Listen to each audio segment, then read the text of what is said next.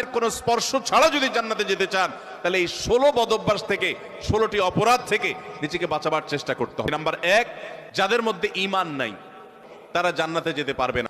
দ্বিতীয় সবচেয়ে বড় বাধা হলো আত্মীয়তার সম্পর্ক ছিন্ন করা। আত্মীয়তার সম্পর্ক ছিন্নকারী সে জান্নাতে যেতে পারবে না। তৃতীয় বড় বাধা হলো যারা চগলখড়ি বদঅভ্যাস আছে, এই রোগটা। চতুর্থ, প্রতিবেশীকে কষ্ট দেওয়ার রোগ যাদের আছে।